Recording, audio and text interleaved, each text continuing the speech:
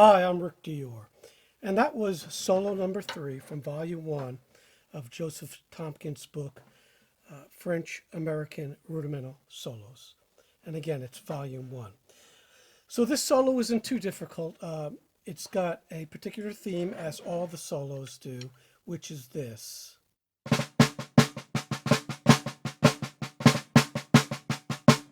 So that figure should be a little bit swung, in my opinion.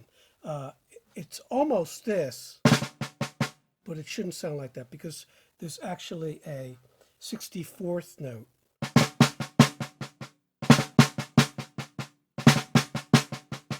Like that. It's a tricky little rhythm, so you have to spend a good bit of time just on that one little figure. So like I said, the solo's not too difficult. It is different than the previous solos. It uses several closed rolls and dropped rolls, which we'll talk about in a second. So I'm using these heavy purpleheart sticks that I make. They have a reverse tip. I'll show you that here. And this tip makes closed rolls a lot easier, in my opinion.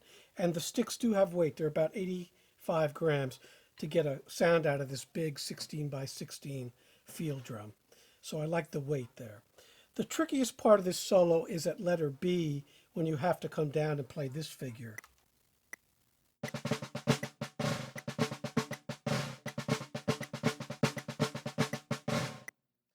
And that features that drop roll I was just talking about. So the drop roll, you just drop both hands at the same time.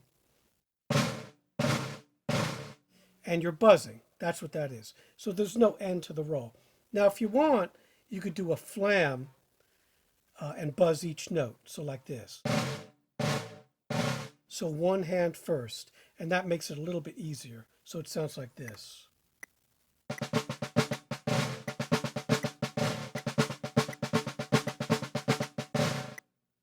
So you see there, I'm doing this instead of this at the exact same time. There are lots of groups of 5, as always, in this solo. So I would definitely suggest practicing these groups of 5 first, like this.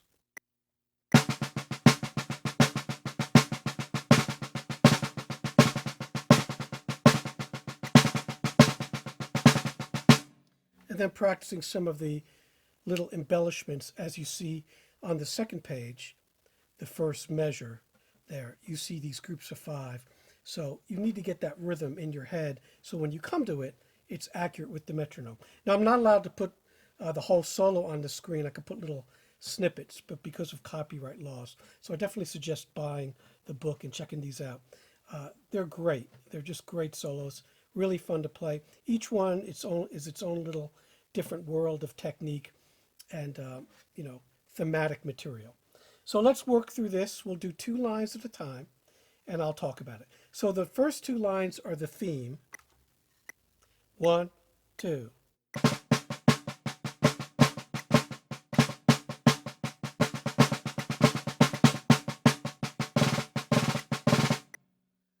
So we have a dynamic marking of mezzo piano. Doesn't need to be that soft, especially on a big drum like this. But you are going to need to get louder later on, so not too loud either. The tricky thing here is the second bar where you have these reverse flam taps. You need to use all wrist for that. So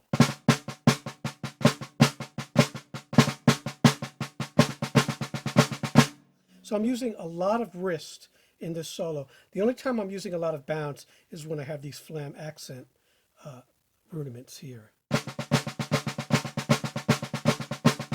So I am bouncing those somewhat.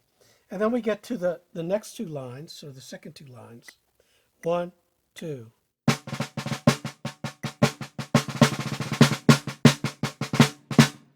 So if you see that figure there, the bar before A, those are diddles. So that sounds like this. That's an open 7-stroke roll. So just in case you don't know what the notation is, that's what that is. It's not buzzed. The buzzed rolls have a Z, and I'll show that on the screen here. So let's do it now from letter A. 1, 2.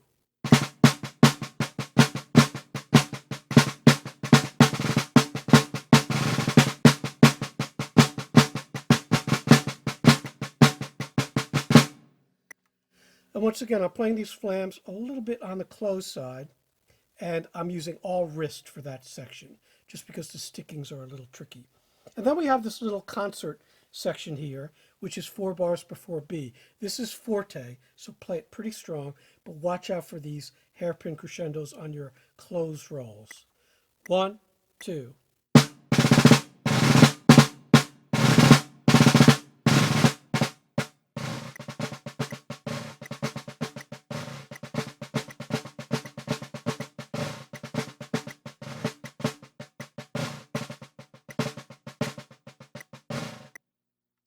And there I played into the second page. And that's those 5 figures I was talking about earlier. So then we have this third bar of the second page, and all of a sudden it's really loud. There's a closed rough there that should sound like this. And I'm playing that all singles as notated. So now we'll play from the top of the second page. 1, 2.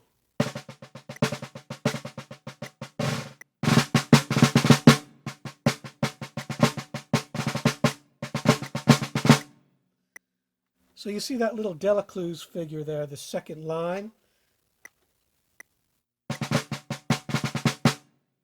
That seems to be a French thing there. That's in Delacluse 1.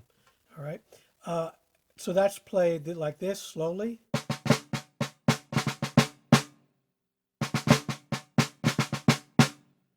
Just because the 16th is so slow here. So I'll play that for you at tempo now. 1, 2.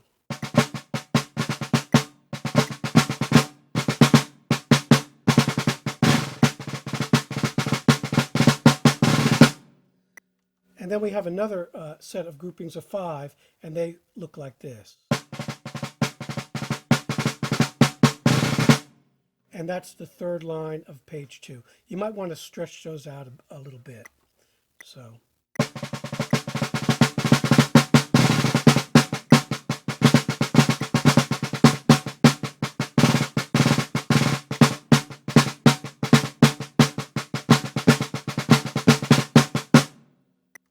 And the rest of the solo right there is pretty simple. When you see those long tenuto markings over figures here, you want to play them with just a little more weight. And there I'm completely bouncing, like I said earlier, on those triplet figures. So this is a really fun solo, probably the easiest one in the book, in my opinion. Tempo's not too fast, which is quarter note equals 80. And if you've already played the other 2 solos, you have a good idea of a lot of the techniques that are called on for this solo. So hope you enjoyed this. We'll see you next time for solo number 4.